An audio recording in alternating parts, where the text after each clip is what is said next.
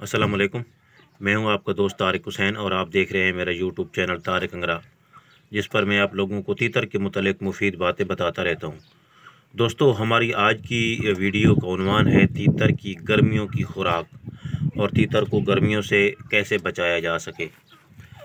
दोस्तों, यकीनन गर्मी के असरात इंसानों के साथ साथ परिंदों पर भी पड़ते हैं, बल्कि परिंदों पर तो इससे ज़्यादा पड़ते हैं।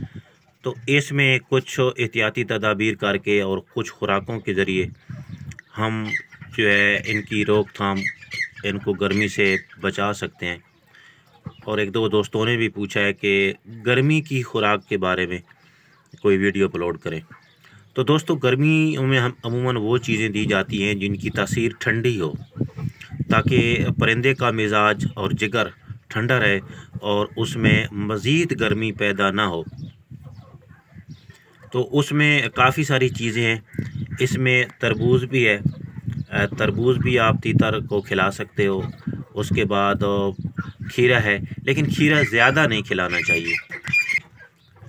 उसके बाद अपना तर हो गया, तो ये चीज़ें आप खिला सकते हो इनको खुराक के तौर पर। वैसे तीतर की बुनियादी 3 किस्म की खुराकें होती हैं, जिसमें कीड़े मकोड़े भी शामिल हैं और उसके बाद अनाज शामिल है और उसमें सब्ज़ा शामिल है।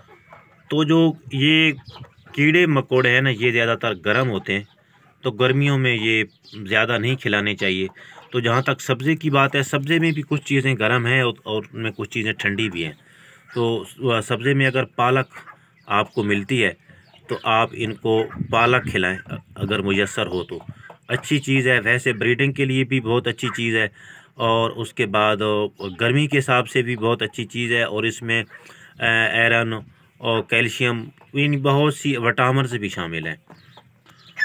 तो इसलिए पालक का इस्तेमाल, अगर आपको पालक मिलती है तो मैं तो आपको कहता हूं कि आप कोई भी और सब्ज़ा ना दिया करें। कुछ लोग लूसन इस्तेमाल करते हैं, लेकिन इसकी ज़्यादती भी जो है ना, वो भी नुकसान दी, क्योंकि लूसन जो है इसकी तासीर भी गर्म है। तो बाकी पानी में, या जो आप इनको पानी पिलाते हैं, हमेशा ठंडा पानी और ताज़ा पानी इनको दें। और उसमें और भी काफ़ी चीज़ें मिलाई जा सकती हैं पानी में ठंडक के लिए, मज़ीद उसमें ठंडक पैदा करने के लिए काफ़ी चीज़ें मिलाई जा सकती है। आप जितनी मिलाती जाओगे उसका फ़ायदा होता जाएगा। लेकिन उसमें अगर आप लीमू का रस मिला देते हैं तो इसके भी बड़े फ़ायदे हैं। लीमू का रस जो है गर्मियों में बहुत ही मुफीद है। और इसके बाद जो गर्मियों का नज़ला ज़ुकाम है, उसमें भी काफ़ी हद तक ये रुकावट पैदा करता है नज़ले ज़ुकाम के ख़िलाफ़। तो अगर आप और चीज़ें नहीं मिला सकते तो कोई लीमू निचोड़ के आप पानी में मिक्स कर दें तो वो भी अच्छी चीज़ है। अक्सर गर्मियों में परिंदे बहुत ज़्यादा बीमार होते हैं, उनकी वजह गर्मी भी है, गर्मी भी हो सकती है। आप कोशिश करें